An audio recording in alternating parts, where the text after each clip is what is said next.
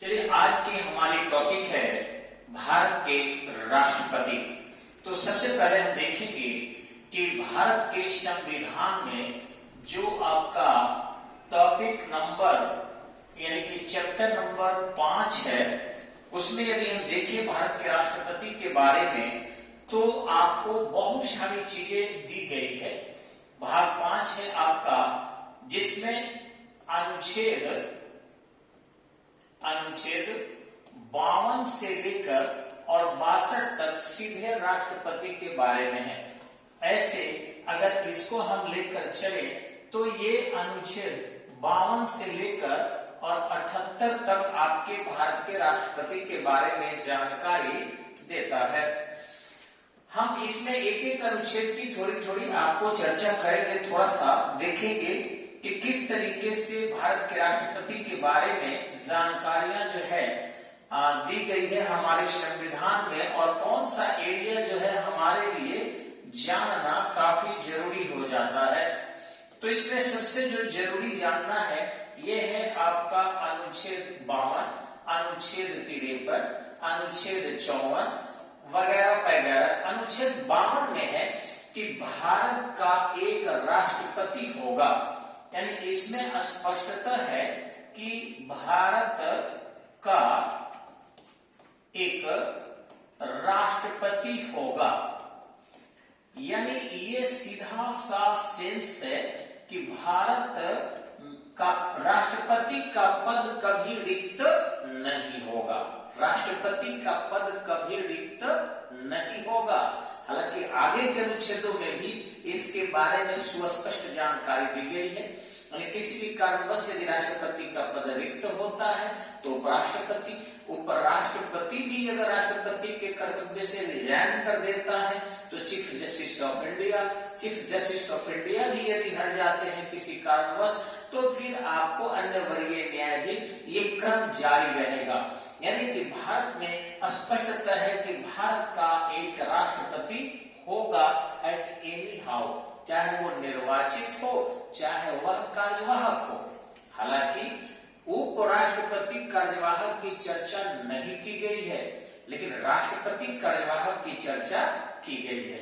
दूसरा आप देखें यहाँ पर 53 में कि कार्यपालिका शक्ति निहित होगी, यानी भारत के राष्ट्रपति में कार्यपालिका शक्ति निहित होगी। यानी ध्यान रखेंगे कि जितने भी कार्य होंगे भारत सरकार के, जितने भी कार्य होंगे, चाहे वो आंतरिक संबंध से हो या भारत का बाह्य संबंध से हो, ये समस्त भारत के राष्ट्रपति के नाम से ही संपन्न होगा। अर्थात कार्यपालिका शक्ति समस्त राष्ट्रपति के हाथों में ही निहित होती है। भले ही इसका प्रयोग वो मंत्रिमंडल के प्रमुख के रूप में प्रधानमंत्री के माध्यम से करता है, यानी राष्ट्रपति अपनी कार्यपालिका शक्ति का प्रयोग मंत्रिमंडल के प्रमुख प्रधानमंत्री के माध्यम से संपन्न करता है। अब देखेंगे आपको ये अनुच्छेद 54 में दिया गया है कि राष्ट्रपति का निर्वाचन, ध्यान देंगे इनके निर्वाचन जो है वो कभी भी किसी भी स्थिति में अप्रत्यक्ष रूप से होगा। यानी राष्ट्रपति का निर्वाचन, चूंकि भारत में अध्यक्षात्मक पद्धति नहीं है, अब भारत में संसदीय प्रथा है, तो सीधे जनता राष्ट्रपति के लिए मतदान नहीं करेगी। यानी राष्ट्रपति का निर्वाचन एकल संक्रमणीय मतानुसार अनुपातिक प्रतिनिधित्व के आधार पर गुप्त मतदान पद्धति द्वारा अप्रत्यक्ष रूप से किया जाएगा, प्रत्यक्ष रूप से नहीं किया जाएगा। आगे आपको राष्ट्रपति के निर्वाचन संबंधी जो है समस्त सिद्धांत दिए गए हैं। इसमें क्या क्या सिद्धांत है, थोड़ा सा ये ज्यादा डिटेल जानना जरूरी है कि आखिर उनका निर्वाचन होता कैसे है। तो यहाँ पर जानने के लिए हमें थोड़ा सा चलना पड़ेगा फिर से ऊपर के तरफ और देखेंगे हम कि उनके निर्वाचन कैसे होते हैं। ठीक है, तो सबसे पहले एक ध्यान देंगे कि राष्ट्रपति जब भी वो नॉमिनेशन कराएगा तो वैसी स्थिति में उसके अंदर कुछ अर्हता होनी चाहिए। हालांकि वो दिया गया है 58 में कि क्या क्या अर्हता होगी, लेकिन वो अर्हता हम 58 में चर्चा करेंगे। 55 में आपको सबसे पहले कि राष्ट्रपति का निर्वाचन, जब भी इसका निर्वाचन होगा तो ये निर्वाचक मंडल द्वारा होगा। राष्ट्रपति का निर्वाचन कभी भी निर्वाचक मंडल द्वारा होगा। अभी निर्वाचक मंडल में कौन कौन आएंगे? राष्ट्रपति, उपराष्ट्रपति दोनों में अलग अलग होता है, ध्यान रखिएगा। जब राष्ट्रपति की बारी आ जाती है तो उसमें लोकसभा के सदस्य होंगे, ठीक है। ठीक इसी ढंग से राज्यसभा के निर्वाचित सदस्य होंगे और ठीक इसी ढंग से आपका विधान सभा के निर्वाचित होंगे। अब ध्यान रखेंगे इन सब में निर्वाचित शब्द आपको मैं डाल रहा हूं, ठीक है। निर्वाचित में आपको आते हैं 543 और ये जो 2 आता है एंग्लो इंडियन, ये लोग उनके निर्वाचन में मतदान नहीं करेगा। ठीक इसी ढंग से राज्यसभा में 233 जो है आते हैं आपको निर्वाचित, और इसमें 12 जो है मनोनीत किए जाते हैं, ये लोग मतदान नहीं करेंगे। हालांकि लोकसभा में जो है आपका जो दिया गया है कि कितने होने चाहिए, तो इसमें है आपका 530 प्लस 20 प्लस 2, लेकिन 20 राज्य केंद्र शासित प्रदेशों से नहीं होते, अतः इसमें 543 ही मतदान करेंगे। ये भी जो इलेक्टेड होंगे वो जीवित हो, पद त्याग नहीं किए हो, पद खाली हो, तो पद खाली हो तो वो कैसे करेंगे? हो सकता है 542 ही हो, 540 ही हो, लेकिन जो है इलेक्टेड वही वोटिंग करेंगे और इसमें आपको 233 करेंगे। विधानसभा में भी ध्यान रखेंगे कि ये लोग भी मतदान करेगा और इसीलिए अगर इसको 2 भागों में बांटे तो ये दोनों जितना वोट करेंगे अकेले ये लगभग उतना कर देते हैं, क्योंकि देश के विधायकों से ही संसद सदस्यों का मत मूल्य निकलता है। अब चलिए इसमें एक चीज और हम जानने का प्रयास करेंगे थोड़ा सा कि न्यूनतम मत कितना प्राप्त करना होगा। ध्यान रखिएगा कि कभी भी जो है राष्ट्रपति के निर्वाचन में न्यूनतम जो है मत प्राप्त करना आवश्यक होता है। न्यूनतम जो है मत मूल्य प्राप्त करना आवश्यक होता है। ये न्यूनतम मत मूल्य क्या है कि कुल वैध मत, कुल जो है मत पड़ा हुआ है, यानी कि कुल मत और बटे कुल उम्मीदवार, ठीक है। अब इसी से जो है और प्लस 1 ध्यान रखेंगे, 1 इसमें जोड़ दिया जाता है, यानी न्यूनतम मत मूल्य उनका एक तय कर दिया जाता है कि कितना होगा। अगर उतना वो नहीं अर्जित करते हैं तो वैसी स्थिति में वो विजयी नहीं होंगे। ध्यान रखना है, ऐसा नहीं कि कुछ भी वोट प्राप्त कर ले और राष्ट्रपति बन जाएंगे, ऐसा कुछ नहीं है। इसीलिए दोहरी मतगणना की जाती है। बीबी गिरी के समय में ऐसा हुआ था। सरोजिनी नायडू बीबी गिरी और नीलम संजीवा रेड्डी 2 उम्मीदवार थे और पहली गणना के दौरान आपको पता होगा कि नीलम संजीवा रेड्डी आगे थे और दूसरी जब गणना हुई तो 50.20% बीबी गिरी प्राप्त किए थे।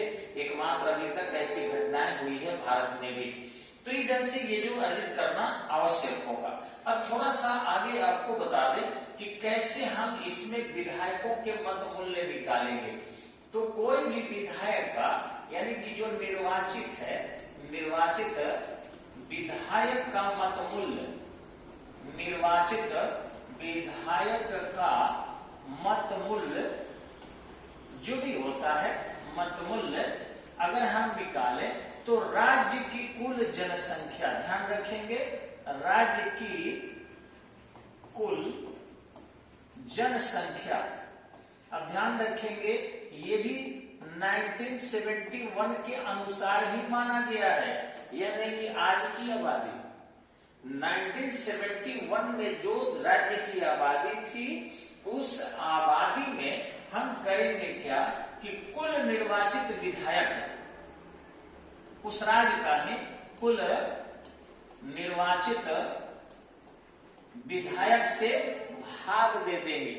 और ध्यान रखेंगे यहां पर हम जो है एक काम और करेंगे, ठीक है, यहां पर गुना कर दिया जाता है आपको 1/1000 से, या फिर अगर भाग के चिन्ह दे दें तो यहां पर 1000 हो जाएगा, यानी उसको हम गुना के चिन्ह दे तो 1/1000 हो जाएगा। यानी यहाँ पर राज्य की संख्या जैसे बिहार की है 10,40,00,000 आपको मान लीजिए 598 के आसपास, और ये तो 2011 की जनगणना है।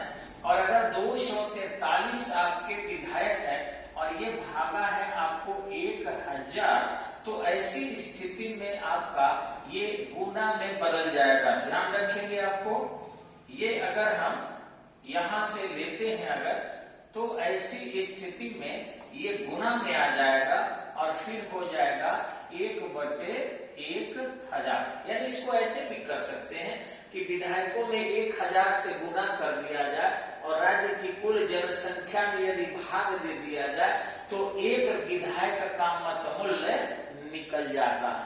लेकिन जनसंख्या भी कब का होना चाहिए, ये भी काफी ध्यान देने की चीज है।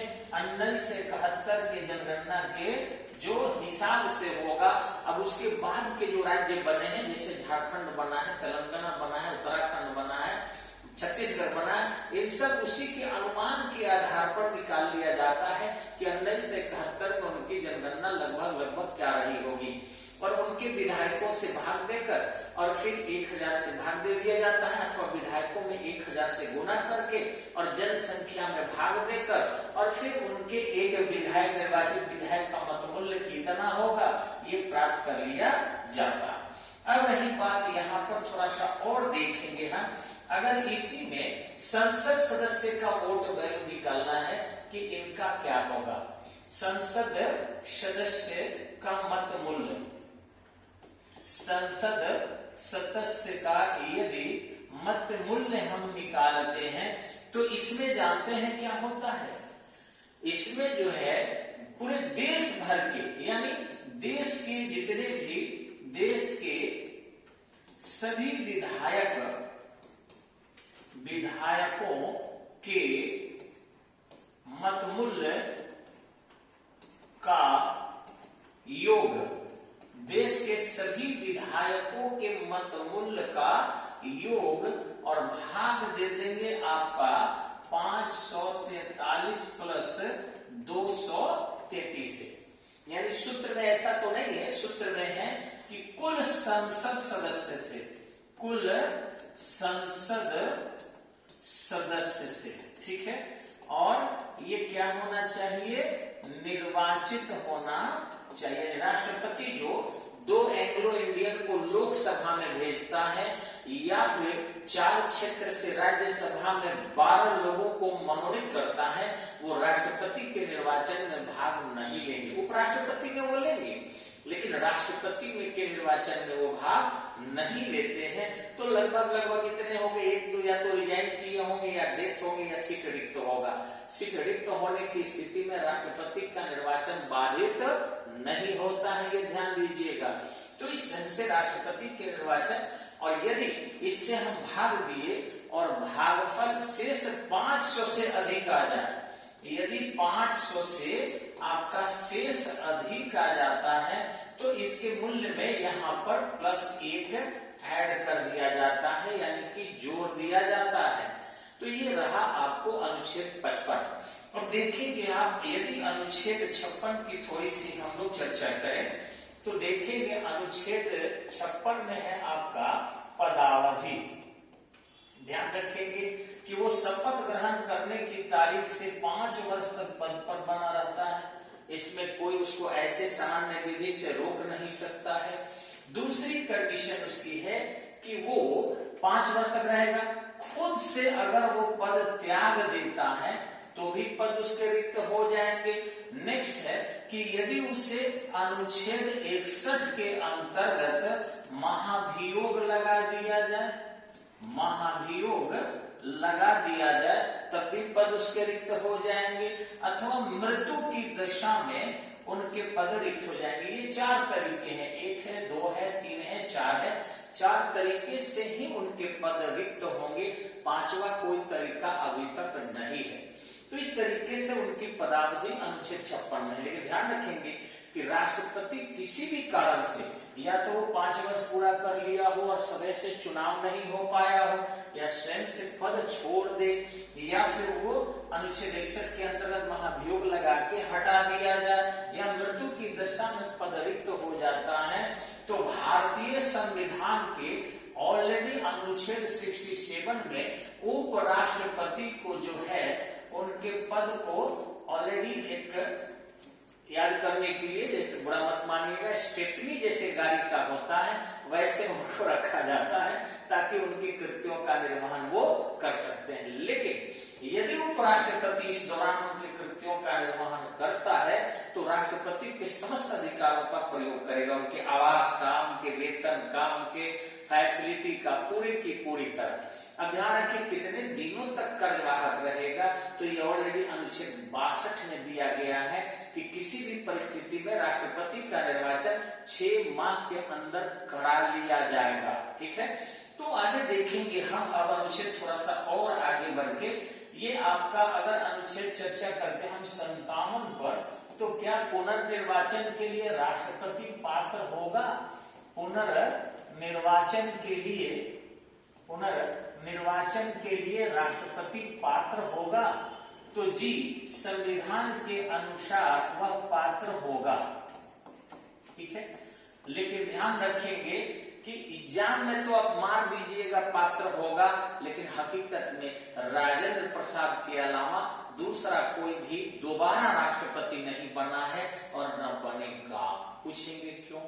परीक्षा के लिए तो ठीक है कि अनुच्छेद 57 में आप कह देंगे पात्र होगा, लेकिन बहुत सारे हमारे संविधान की पहलू है जिसको संशोधन करना आवश्यक नहीं समझा गया।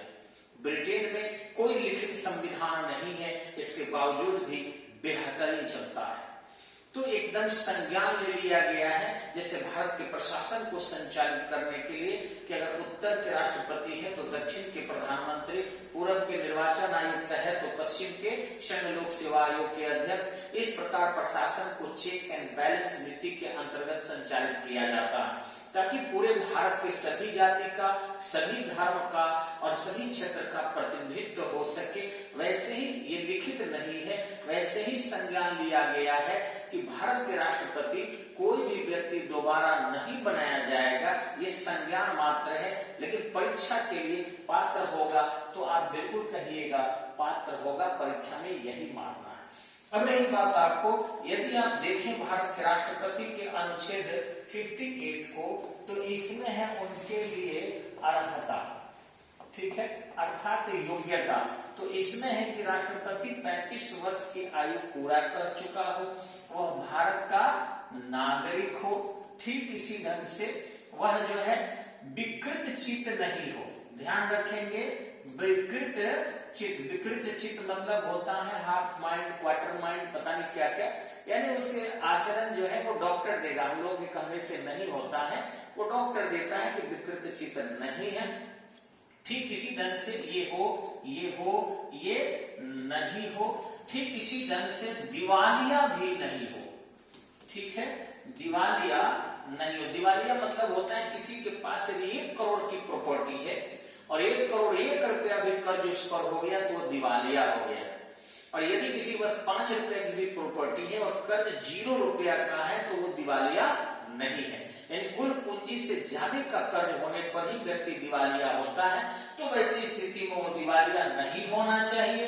और यदि और भी हम देखें राष्ट्रपति के बारे में, तो ध्यान रखेंगे कि लोकसभा सदस्य बनने के लिए, लोकसभा के लिए जो भी कानून संसद बनाती है वो सब धारण करता हो। ये नहीं कि लोकसभा जीतने की क्षमता हो, लेकिन लोकसभा के सदस्य बनने की जो अर्हता संसद निर्धारित करती हो, जैसे 3 साल का सजा याफ्ता नहीं हो, वह जो है उस पर किसी प्रकार के गबन का आरोप नहीं हो, वगैरह वगैरह, ये सारे गुण जो है उसमें भी निहित माने गए हैं। के अलावा आपको एक और अर्हता उनके अंदर देखी जाती है। ध्यान रखेंगे कि 50 जो है उनके समर्थक होना चाहिए नॉमिनेशन के दौरान, और 50 उनके क्या होना चाहिए, प्रस्तावक होना चाहिए। तब जाके वो अपना जो है नॉमिनेशन करा पाएंगे, और उसके बाद जो है अन्य नॉमिनेशन के लिए जो फी वगैरह सिक्योरिटी मनी लगते हैं वो सब जो है उनके अलग अलग होंगे। अब थोड़ा सा आते हैं, हम लोग आगे बढ़ते हैं इसको छोड़कर, यानी कि अनुच्छेद 59 के बारे में चर्चा करते हैं। 59 में है कि पद के लिए शर्तें। 59 में है राष्ट्रपति पद के लिए शर्तें, पद के लिए शर्तें। अब इसमें है क्या कि राष्ट्रपति पद पर जाने के लिए किसी व्यक्ति को पूर्व की समस्त पदें क्या हो जाएगी, समाप्त हो जाएगी। यानी पूर्व की सारी पदें जो है, पूर्व की समस्त पद समाप्त होगा, ठीक है, समाप्त होगा। यानी कि वो त्यागपत्र उनको देना पड़ेगा, तभी राष्ट्रपति वो बन सकते हैं। यानी वो किसी भी तरीके से कोई भी पद इंडिया में होल्ड नहीं करेंगे अगर राष्ट्रपति उन्हें बनना है तो। उसके बाद है आपका 60, इसमें है शपथ, ठीक है, राष्ट्रपति को शपथ। सर्वोच्च न्यायालय का जो है चीफ जस्टिस ऑफ इंडिया, सी है वो, चीफ जस्टिस ऑफ इंडिया है, उनको शपथ दिलाएगा। ध्यान रखेंगे ये सी है।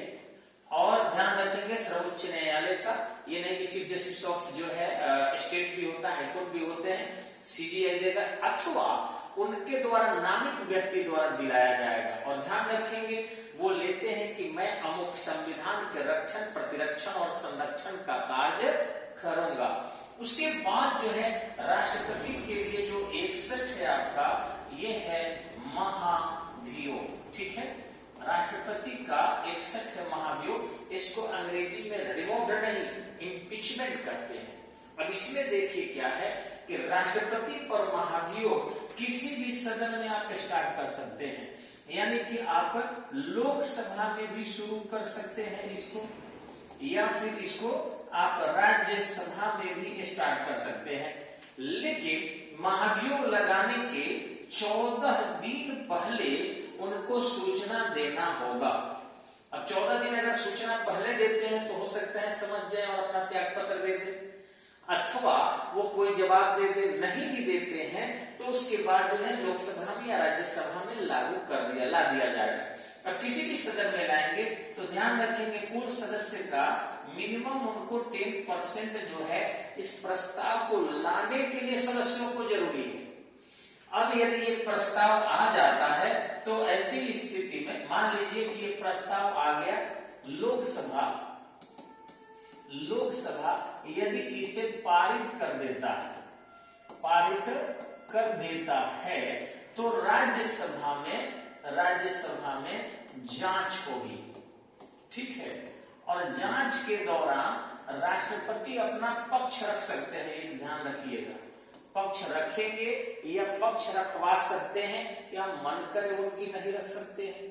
लेकिन जो भी पक्ष रखे, अगर फिर ये सदन भी अगर पारित कर दिया तो उसी क्षण वे हट गए, यानी राष्ट्रपति का पद क्या हो जाता है, उसी क्षण रिक्त हो जाता है। इसके लिए किसी जांच पड़ताल की आवश्यकता नहीं होती है। ऐसा अभी तक किसी राष्ट्रपति के लिए नहीं हुआ है। अब प्रस्ताव आया है जो हम चर्चा करेंगे अगले वीडियो में। 62 में है कि राष्ट्रपति के पद के रिक्ति का समय, तो किसी भी परिस्थिति में राष्ट्रपति जो है कार्यवाहक आपको 6 माह तक ही होगा, 6 माह से अधिक नहीं होगा, क्योंकि इसमें स्पष्टता है कि किसी भी परिस्थिति में राष्ट्रपति का निर्वाचन 6 माह के अंदर करा लिया जाएगा। तो ये रहा आपके अनुच्छेद 52 से 62 तक की चर्चा। लेकिन कुछ जरूरी और बता दें आपको हम, देखिए भारत के जो राष्ट्रपति 12 वर्ष तक रहे थे, डॉक्टर राजेंद्र प्रसाद भारत के राष्ट्रपति 12 वर्ष तक निर्वाचित रूप में रहे थे, यानी आपको 50 से लेकर 62 तक 52 से उनको लोकसभा, राज्यसभा और विधानसभा मिलकर चुना था, लेकिन संविधान सभा के लोगों ने 1950 में 26 जनवरी को उनको निर्वाचित कर दिया था और इस तरीके से 50 से लेकर 62 तक राष्ट्रपति रहे। तत्पश्चात वो पटना आ गए सदाकत आश्रम में और यहीं पर वो फिर नहीं रहे हमारे भी और बांसघाट में उनको अंतिम संस्कार कर दिया गया। अब रही बात आपको, तो 2 बार भारत के राष्ट्रपति रहे डॉक्टर सर्वपल्ली राधाकृष्णन, 2 बार भारत के उपराष्ट्रपति रहे। अभी जो है एम अंसारी भी 2 बार भारत के उपराष्ट्रपति रहे हैं। तो उपराष्ट्रपति सर्वपल्ली राधाकृष्णन 2 बार और 1 बार राष्ट्रपति रहे। बाद में वो चले गए लंदन और वहां पर फिलोसफी के एक अच्छे प्रोफेसर के रूप में है। देखिए, राष्ट्रपति के कर्तव्य और अधिकार बहुत ज्यादा है। और थोड़ा सा मैं और चर्चा करूंगा कि भारत की पहली महिला राष्ट्रपति प्रतिभा देवी सिंह पाटिल थी। ये ध्यान रखना है, पहली महिला राष्ट्रपति प्रतिभा देवी सिंह पाटिल थी। और कुछ लोग कहता है कि नीलम संजीवा रेड्डी पुरुष थे, वो स्त्री नहीं थे। ध्यान रखेंगे कि जाकिर हुसैन एक पहले राष्ट्रपति थे जो पद पर रहते हुए मृत्यु को प्राप्त हुए। जाकिर हुसैन पहले राष्ट्रपति थे जो पद पर रहते हुए और वो स्वर्ग चले गए थे, पद रिक्त हो गया था और उन्हीं के स्थान पर उपराष्ट्रपति के पद पर थे बीबी गिरी। बीबी गिरी को कार्यवाहक राष्ट्रपति बनाया गया। लेकिन जब राष्ट्रपति का चुनाव होना शुरू हुआ तो वैसी स्थिति में उन्होंने राष्ट्रपति पद से त्याग पत्र दे दिया था और इस ढंग से राष्ट्रपति का पद तो रिक्त था ही, जो उपराष्ट्रपति उसको होल्ड कर रहे थे, तो उपराष्ट्रपति रिक्त था। अब उपराष्ट्रपति किसी भी शर्त पर कार्यवाहक नहीं होता, तो वैसी स्थिति में राष्ट्रपति जब मर गया तो उपराष्ट्रपति चले गए और उपराष्ट्रपति राष्ट्रपति के कृत्यों से जब फिर त्याग पत्र दे दिए तो दोनों पद रिक्त। अब ऐसी स्थिति में चीफ जस्टिस ऑफ इंडिया जो थे एम हिदायतुल्लाह, वह राष्ट्रपति के कर्तव्य का निर्वहन करने लगे। उसी समय में फिर बाद में चुनाव हुआ और बीबी गिरी राष्ट्रपति बनकर आ गए, जो दोहरी मतगणना के दौरान 50.20% सबसे कम वोट उन्हीं को मिला था, 50.20%, और इस प्रकार राष्ट्रपति बने। बाद में एम हिदायतुल्लाह राष्ट्रपति से हट गए और फिर उपराष्ट्रपति वो निर्वाचित किए गए। तो इस ढंग से आपके ये भी क्वेश्चन आता है कि कौन भारत के राष्ट्रपति थे जो पहले राष्ट्रपति थे, बाद में निर्वाचित होकर उपराष्ट्रपति बने, तो एम हिदायतुल्लाह। ये भी पूछता है भारत के कौन ऐसे राष्ट्रपति थे जो चीफ जस्टिस ऑफ इंडिया भी थे, तो एम हिदायतुल्लाह। ये भी पूछता है कि कौन ऐसे भारत के राष्ट्रपति थे जो राष्ट्रपति से त्याग पत्र देकर पुनः राष्ट्रपति बने, तो ध्यान रखेंगे कार्यवाहक थे बीबी गिरी। ये भी पूछता है कौन भारत के राष्ट्रपति थे जिनके समय में दोहरी मतगणना की गई थी, तो बीबी गिरी। फिर पूछता है कौन ऐसे भारत के राष्ट्रपति थे जो सबसे कम वोट से जीते थे, तो बीबी गिरी। फिर पूछता है कौन ऐसे भारत के राष्ट्रपति थे जो सर्वाधिक वोट प्राप्त किए थे प्रतिशत में, तो डॉक्टर राजेंद्र प्रसाद। ठीक इसी ढंग से पूछता है कि कौन ऐसे भारत के राष्ट्रपति थे जो कार्यवाहक रूप में सबसे कम अवधि तक रहे, तो ये भी बीबी गिरी। जैसे पूछे कि कार्यवाहक में सबसे कम अवधि तक, तो बीबी गिरी। जैसे पूछे कि कार्यवाहक में सबसे ज्यादा समय तक कौन रहे, तो 5 माह और 4 दिन तक, 5 माह 4 दिन तक बी.डी. जति थे। तो इस ढंग से कार्यवाहक राष्ट्रपति के रूप में बी.डी. जति सबसे ज्यादा दिन तक रहे थे।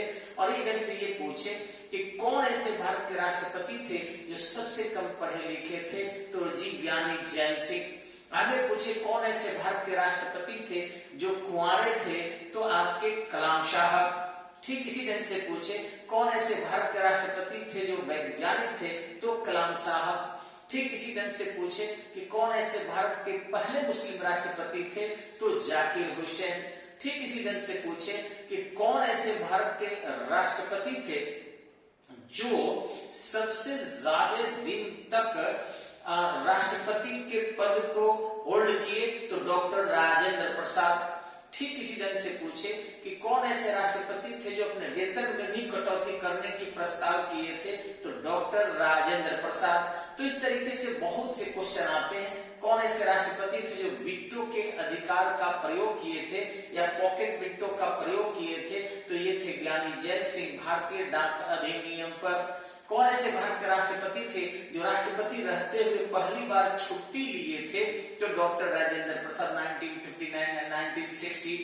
ठीक इसी तरह से पूछे कि कौन ऐसे भारत के राष्ट्रपति थे जो सबसे ज्यादा कार्य दिवस में वर्क किए, यानी जितने दिन भी रहे, तो वो थे डॉक्टर कलाम साहब।